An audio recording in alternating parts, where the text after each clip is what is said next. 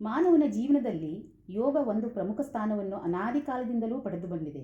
ಅದರಲ್ಲೂ ಈಗಿನ ಕಾಲದಲ್ಲಿ ಮಹಿಳೆಯರಿಗೆ ಯೋಗದಿಂದ ಆರೋಗ್ಯದಲ್ಲಿ ಏನೇನು ಲಾಭ ಇದೆ ಎಂದು ಮನವರಿಕೆ ಮಾಡಿಸಲು ಮಹಿಳೆಯರ ಜೀವನದಲ್ಲಿ ಯೋಗದ ಮಹತ್ವ ಎಂಬ ಶೀರ್ಷಿಕೆಯುಳ್ಳ ಒಂದು ಸುಂದರವಾದ ಕಿರುನಾಟಕವನ್ನು ನಿಮ್ಮ ಮುಂದೆ ಪ್ರಸ್ತುತಪಡಿಸುತ್ತೇವೆ. ಮೊದಲನೇದಾಗಿ ಪಾತ್ರ ಪರಿಚಯ.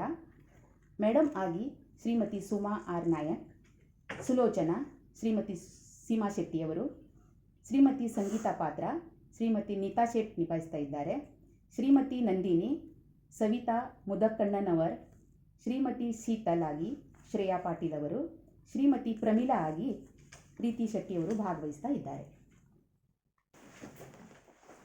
ತಾಯಂದಿರು ತಮ್ಮ ತಮ್ಮ ಮಕ್ಕಳನ್ನು ಕರೆದುಕೊಂಡು ಹೋಗಲು ಶಾಲೆಯಲ್ಲಿ ಸೇರಿದ ಸಮಯ.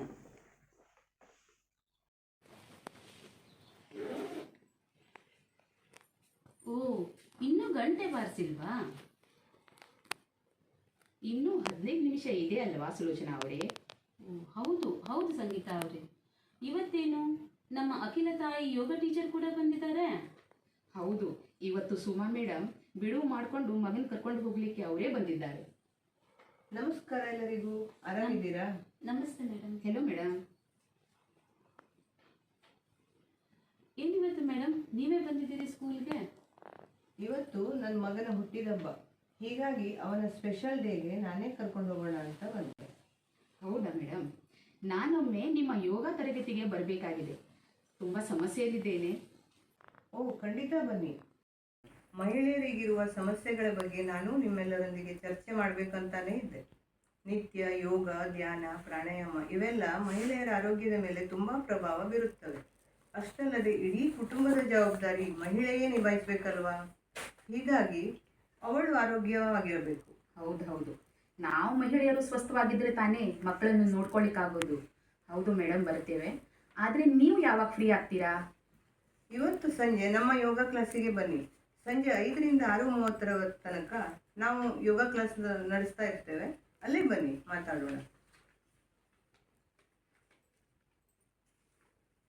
ನಮಸ್ತೆ ಮೇಡಮ್. ನಮಸ್ತೆ ಮೇಡಮ್. ಓ, ಬನ್ನಿ ಬನ್ನಿ, ಒಳಗೆ ಬನ್ನಿ, ಕೂತ್ಕೊಳ್ಳಿ. ಮೇಡಮ್ ನಮಸ್ಕಾರ. ಇವಳು ನಂದಿನಿ, ನನ್ನ ಫ್ರೆಂಡ್. ಇನ್ನು ಇವಳು ನಿಮಗೆ ಗೊತ್ತಲ್ವಾ, ಬೆಳಿಗ್ಗೆ ಸಿಕ್ಕಿದವಳು ಸಂಗೀತ. ನಮಸ್ತೆ ಮೇಡಮ್. ಇವಳು ನನ್ನ ಫ್ರೆಂಡ್ ಶೀತಲ್ ಅಂತ. ಇವಳಿಗೂ ಸ್ವಲ್ಪ ಸಮಸ್ಯೆ ಇದೆ. ನಾವಿಬ್ಬರು ಯೋಗ ಕ್ಲಾಸಿಗೆ ಹೋಗ್ತೇವೆ ಅಂತ ಹೇಳಿದ ಕೂಡಲೇ ಇವಳು ನಮ್ಮ ಜೊತೆ ಬಂದಿದ್ದಾಳೆ. ಅದಕ್ಕೆ ಇವಳನ್ನು ಕೂಡ ಕರ್ಕೊಂಡು ಬಂದಿದ್ವಿ. ಹಾಂ, ಸರಿ. ಮಹಿಳೆಯರ ಕೆಲವು ಸಮಸ್ಯೆಗಳನ್ನು ಖಂಡಿತ ಯೋಗದಿಂದ ಗುಣಪಡಿಸಬಹುದು. ಏನು ಸಮಸ್ಯೆ ಇತ್ತು ಹೇಳಿ? ಮೇಡಮ್, ಅದು ನನಗೆ ತುಂಬ ಮಂಡಿ ನೋವು ಮತ್ತು ಸೊಂಟ ನೋವು ಕೂಡ ಇದೆ. ಸಾಧಾರಣ 1-1.5 ವರ್ಷ ಆಯಿತು. ಏಳೋದು ಕೂತ್ಕೊಳ್ಳೋದು ತುಂಬ ಕಷ್ಟ ಆಗ್ತದೆ. ಬೆಳಿಗ್ಗೆ ಎದ್ದು ಕೂಡಲೇ ತುಂಬ ನೋವು ಇರ್ತದೆ. ಇದಕ್ಕೇನಾದರೂ ಪರಿಹಾರ ಹೇಳಿ ಮೇಡಮ್, ಪ್ಲೀಸ್. ಮಂಡಿ ನೋವಿಗೆ ನೀವು ಮೊದಲು ವಜ್ರಾಸನದಲ್ಲಿ ಕುಳಿತುಕೊಳ್ಳಿಕ್ಕೆ ಕಲಿಯಬೇಕು. ನಮ್ಮ ಕ್ಲಾಸಿನಲ್ಲಿ ಬಹಳಷ್ಟು ಮಂದಿಗೆ ಮೊದಲು ವಜ್ರಾಸನದಲ್ಲಿ ಕುಳಿತುಕೊಳ್ಳಲೇ ಆಗ್ತಿರಲಿಲ್ಲ. ಈಗ ಎಲ್ಲರೂ ಎಷ್ಟು ಆರಾಮಾಗಿ ಕುಳಿತುಕೊಳ್ತಾ ಇದ್ದಾರೆ. ಹಾಗೆ ಧನುರಾಸನ, ತ್ರಿಕೋನಾಸನ, ಗೋಮುಖಾಸನ ಎಲ್ಲ ರೂಢಿ ಮಾಡ್ಕೊಳ್ಬೇಕು. ಮಂಡಿ ನೋವು ಇದ್ರೂ ನಿಮ್ಗೆ ಅನಿಸಿದ್ರು ಇವೆಲ್ಲ ಮಾಡುವುದರಿಂದ ಕ್ರಮೇಣ ಕಡಿಮೆ ಆಗ್ತಾ ಬರುತ್ತೆ. ಇನ್ನು ಸೊಂಟ ನೋವು ಈ ವಯಸ್ಸಲ್ಲಿ ಎಲ್ರಿಗೂ ಬರುತ್ತೆ. ಇದಕ್ಕೆ ಭುಜಂಗಾಸನ, ಅರ್ಧಚಕ್ರಾಸನ, ಅಧೋಮುಖ ಶ್ವಾನಾಸನ ಮಾಡುವುದರಿಂದ ಆರಾಮ್ ಸಿಗುತ್ತೆ. ಹೌದಾ ಮೇಡಮ್, ನನಗೀಗ ಮೆನೋಪಾಸ್ ಟೈಮ್. ತುಂಬ ಸಮಸ್ಯೆಯಲ್ಲಿದ್ದೇನೆ. ಯಾವಾಗ ಮುಟ್ಟಿನ ಸಮಸ್ಯೆ ಎದುರಾಗುತ್ತೆ. ಕೆಲವೊಮ್ಮೆ ತಿಂಗಳಿಗೆ 2 ಸಲ ಆದರೆ ಇನ್ನು 6 ತಿಂಗಳ ತನಕ ಮುಂದೆ ಹೋಗುತ್ತೆ.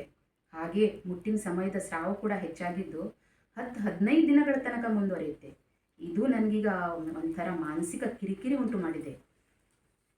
ಇಂಥ ಟೈಮಲ್ಲಿ ಮಹಿಳೆಯರಿಗೆ ಮನಸ್ಸಿಗೆ ಒಂಥರ ಕಿರಿಕಿರಿ ಇರುವುದು ಸಹಜ. ಹಾಗಾಗಿ ಧ್ಯಾನ, ಪ್ರಾಣಾಯಾಮ ಮಾಡಬೇಕು. ಶ್ರಾವ ನಿಂತ ನಂತರ ಸೂರ್ಯ ನಮಸ್ಕಾರ ಮಾಡಿದರೆ ತುಂಬ ಒಳ್ಳೆಯದು. ಯಾಕೆಂದರೆ ಇದರಲ್ಲಿ ಪ್ರಾಣಾಯಾಮ ಮತ್ತು ವ್ಯಾಯಾಮ 2 ಒಟ್ಟೊಟ್ಟಿಗೆ ಆಗುತ್ತೆ. ಸೂರ್ಯ ನಮಸ್ಕಾರದಿಂದ ದೇಹದಲ್ಲೆಲ್ಲ ಉತ್ತಮ ರಕ್ತ ಸಂಚಾರ ಆಗ್ತಾ ಇರುತ್ತೆ. ಮುಖದಲ್ಲೂ ತೇಜಸ್ಸು ಬರುತ್ತೆ ಮತ್ತು ಕೆಲವು ಆಸನಗಳಿಂದನೂ ಪರಿಹಾರ ಕಂಡುಕೊಳ್ಬೋದು. ಜೊತೆಗೆ ಒಳ್ಳೆಯ ಆಹಾರ ಅಂದರೆ ಪೌಷ್ಟಿಕತೆಯ ಕಡೆ ಗಮನ ಕೊಡಬೇಕು. ಮೊಳಕೆ ಕಾಳು, ಡ್ರೈ ಫ್ರೂಟ್ಸು, ಮೊಸರು ಮತ್ತು ಅಗಸೆ ಬೀಜ ತಿನ್ನಿ. ಹೆಚ್ಚು ನೀರನ್ನು ಕುಡಿಯಿರಿ. ಮೇಡಮ್, ನಾನು ನಂದಿನಿ ಸ್ವಲ್ಪ ತೂಕ ಕಡಿಮೆ ಮಾಡಬೇಕು ಅಂತಿದ್ದೀನಿ. ಇದಕ್ಕೆ ಯಾವ ಯಾವ ಆಸನಗಳು ಉಪಕಾರಿ ಆಗುತ್ತವೆ ತಿಳಿಸಿ ಮೇಡಮ್. ಇದಕ್ಕೆ ನೀವು ದಿನಾಲೂ ಕ್ಲಾಸಿಗೆ ಬಂದರೆ ತುಂಬ ಒಳ್ಳೆಯದು. ಸರಿಯಾಗಿ ಎಲ್ಲ ಆಸನಗಳನ್ನು ಮಾಡಬೇಕು. ಕಪಾಲಭಾತಿ, ಧನುರಾಸನ, ಪಾದವೃತ್ತಾಸನ ತಪ್ಪದೇ ಮಾಡಬೇಕು. ಖಂಡಿತ ತೂಕ ಇಳಿಸಿಕೊಳ್ಬಹುದು. ಜೊತೆಗೆ ಆಹಾರವನ್ನು ಮಿತವಾಗಿ ಸೇವಿಸಬೇಕು. ಇವರನ್ನು ನೋಡಿ, ನಮ್ಮ ಪ್ರಮೀಳಾ ಅವರು ಮೊದಲು ಬರುವಾಗ ಹೇಗಿದ್ದರು, ಈಗ ಹೇಗಾಗಿದ್ದಾರೆ ಅಂತ. ಹೌದು ಮೇಡಮ್, ನನಗೆ ತೂಕದ ಸಮಸ್ಯೆ ಇತ್ತು. ನಾನು ಯೋಗ ಕ್ಲಾಸ್ ಸೇರಿಕೊಂಡು ಈಗ 1.5 ವರ್ಷ ಆಗಿದೆ. ದಿನಾಲೂ ಕ್ಲಾಸಿಗೆ ಬರುತ್ತೇನೆ. ಇದರಿಂದ ನನ್ನ ತೂಕದಲ್ಲಿ ಬಹಳಷ್ಟು ವ್ಯತ್ಯಾಸವನ್ನು ನಾನು ಕಂಡುಕೊಂಡಿದ್ದೇನೆ. ಅದರ ಜೊತೆಗೆ ಆತ್ಮವಿಶ್ವಾಸ ಮತ್ತು ಮುಖದಲ್ಲಿ ಚೈತನ್ಯವನ್ನು ಕೂಡ ಬೇರೆಯವರು ನನ್ನನ್ನು ನೋಡಿ ಗಮನಿಸಿ ತಿಳಿಸಿದ್ದಾರೆ. ಮತ್ತೊಂದು ಮಹತ್ವದ ವಿಷಯ ಎಂದರೆ ಈಗ ನಾನು ನನಗೆ ಇಷ್ಟವಾದ ಉಡುಪನ್ನು ಕೂಡ ಧರಿಸುತ್ತೇನೆ. ಮೇಡಮ್, ನಾನು ಶೀತಲ್. ನನಗೆ ಶೀತದ ಸಮಸ್ಯೆ. ಹೆಸರಿನ ಜೊತೆಗೆ ಶೀತ ತಗೊಂಡೇ ಬಂದಿದ್ರಲ್ಲ, ಯಾಕೆ, ಏನು ತೊಂದರೆ ಆಗ್ತಾ ಇದೆ? ನನಗೆ ಬೆಳಿಗ್ಗೆ ಎದ್ದ ಕೂಡಲೇ ಸೀನು, ತಲೆನೋ ಶುರು ಆಗತ್ತೆ, ಕೆಮ್ಮು ಶುರು ಆಗತ್ತೆ.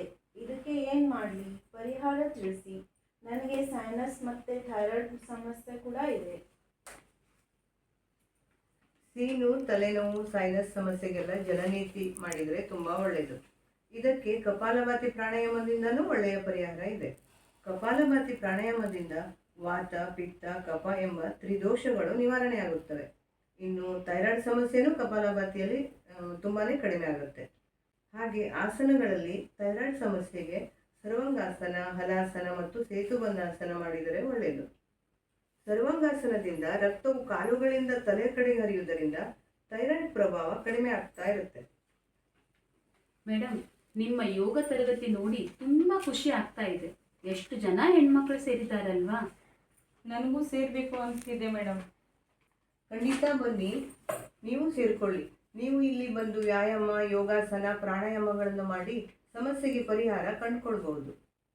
ಹೌದು, ನಾವೆಲ್ಲ ಇಲ್ಲಿ ಬಂದು ಯೋಗ ಪ್ರಾಣಾಯಾಮಗಳನ್ನು ದಿನಾಲು ಮಾಡುವುದರಿಂದ ನಮ್ಮ ಆರೋಗ್ಯದಲ್ಲಿ ಬಹಳಷ್ಟು ಬದಲಾವಣೆ ಕಂಡುಕೊಂಡಿದ್ದೇವೆ. ನೀವು ಬನ್ನಿ. ಹೌದು ಪ್ರಮೀಳಾ ಅವರೇ, ನೀವು ಹೇಳಿದ್ದು ನಿಜ. ಇಲ್ಲಾಂದ್ರೆ ನಾವು ಮಹಿಳೆಯರು ಮನೆಯಲ್ಲೇ ಕೂತ್ಕೊಂಡು ಮನೆ ಕೆಲಸ, ಮಕ್ಕಳು, ಶಾಲೆ, ಇಲ್ಲಾಂದ್ರೆ ಅಕ್ಕಪಕ್ಕದವ್ರ ಜೊತೆ ಹರಟೆ ಹೊಡಿತಾ ಇರ್ತೀವಿ. ಇಲ್ಲಾಂದ್ರೆ ಈಗ ಇದೆಲ್ಲ ಒಂದು ಡಬ್ಬ ಬಂದಿದೆ, ಮೊಬೈಲ್ ಅಥವಾ ಟಿವಿ ಸೀರಿಯಲ್ ನೋಡ್ತಾ ಸಮಯ ಹಾಳು ಮಾಡ್ತೀವಿ. ಇನ್ನು ಮುಂದೆ ಆದರೂ ನಮ್ಮ ಬಿಡುವಿನ ಸಮಯ ನಮ್ಮ ಆರೋಗ್ಯ ಮತ್ತು ನಮ್ಮ ಸಂತೋಷಕ್ಕಾಗಿ ಬಳಸುವ. ಮೇಡಮ್, ನಾನು ಇನ್ನೊಂದು ಕೇಳಬೇಕಂತಿದ್ದೀನಿ. ನನ್ನ ಮಗಳು ಮೊಬೈಲ್ ಬಿಟ್ಟು ಇರೋದೇ ಇಲ್ಲ. ಅವಳಿಗೆ ಅಭ್ಯಾಸದ ಕಡೆ ಏಕಾಗ್ರತೆ ಹೇಗೆ ಬರುವ ಹಾಗೆ ಮಾಡಬೇಕು ಅಂತಾನೆ ಗೊತ್ತಾಗ್ತಿಲ್ಲ. ನಂದಿನಿ ಅವರೇ, ಇದು ನಿಮ್ಮ ಒಬ್ಬರ ಮನೆ ಸಮಸ್ಯೆ ಅಲ್ಲ, ಎಲ್ಲರ ಮನೆ ಸಮಸ್ಯೆ ಆಗ್ಬಿಟ್ಟಿದೆ. ಸುಮಾ ಮೇಡಮ್, ನೀವು ಇದಕ್ಕೊಂದು ಪರಿಹಾರ ಹೇಳಲೇಬೇಕು. ಸರಿ, ಯೋಗಕ್ಕೆ ಯಾವುದೇ ವಯಸ್ಸಿನ ಮಿತಿ ಇಲ್ಲ. ಮಕ್ಕಳಾಗಲಿ ಹಿರಿಯರಾಗಲಿ ಅವರವರ ವಯಸ್ಸಿಗೆ ತಕ್ಕ ಹಾಗೆ ಮಾಡಬಹುದು. ಇನ್ನು ಮಕ್ಕಳಿಗೆ ಏಕಾಗ್ರತೆ ಹೆಚ್ಚಿಸಬೇಕೆಂದರೆ ನಮ್ಮಲ್ಲಿ ಧ್ಯಾನ, ಪ್ರಾಣಾಯಾಮ, ಆಸನದಿಂದ ಹಲವಾರು ಪರಿಹಾರಗಳಿವೆ. ಏಕಾಗ್ರತೆ ಹೆಚ್ಚಿಸಲಿಕ್ಕೆ ವೃಕ್ಷಾಸನ, ಭ್ರಾಮರಿ ಪ್ರಾಣಾಯಾಮ ಸಹಾಯ ಮಾಡುತ್ತವೆ. ಹಾಗೆ ಸರ್ವಾಂಗಾಸನ, ಶೀರ್ಷಾಸನ ಇವುಗಳು ನೆನಪಿನ ಶಕ್ತಿ ಹೆಚ್ಚಿಸುತ್ತವೆ. ಮುಖ್ಯವಾಗಿ ಮಕ್ಕಳಿಗೆ ಹೈಟ್ ಹೆಚ್ಚಾಗಬೇಕೆಂದರೆ ಪಶ್ಚಿಮೋತ್ತಾನಾಸನ, ತಾಡಾಸನ ದಿನಾಲೂ ಮಾಡಿಸ್ಬೇಕು. ಅಂದರೆ ಮೇಡಮ್, ಮಕ್ಕಳಿಗೆ ಚಿಕ್ಕಂದಿನಿಂದಲೇ ನಾವು ತಾಯಂದಿರು ಯೋಗದ ಶಿಕ್ಷಣ ಮತ್ತು ಅದರ ಮಹತ್ವವನ್ನು ಮನೆಯಿಂದಲೇ ಹೇಳ್ಕೊಡ್ಬೇಕಾಯಿತು. ಒಂದು ಗಾದೆ ಪ್ರಕಾರ ಇದೆಯಲ್ಲ, ಮನೆಯೇ ಮೊದಲ ಪಾಠಶಾಲೆ ಮತ್ತು ಜನನಿ ತಾನೇ ಮೊದಲ ಗುರು. ಹಾಗೆಯೇ ಈಗ ಮನೆಯೇ ಮೊದಲ ಯೋಗ ಶಾಲೆ ಮತ್ತು ಜನನಿ ತಾನೇ ಮೊದಲ ಯೋಗ ಗುರು ಆಗಬೇಕಾಯಿತು. ಇದು ಸಾಧ್ಯವಾಗುವುದು ಯಾವಾಗ ಅಂದರೆ ಮೊದಲು ನಾವು ಯೋಗ ಕಲಿಬೇಕು. ಹೌದಲ್ವಾ? ಏನಂತೀರಾ? ಯಾವಾಗಿಂದ ಕ್ಲಾಸ್ ಸೇರಿಕೊಳ್ಳುವ? ಇವತ್ತಿಂದಲೇ ಹೌದು ಹೌದು ಹೌದು. ಶುಭಸ್ಯ ಶೀಘ್ರಂ.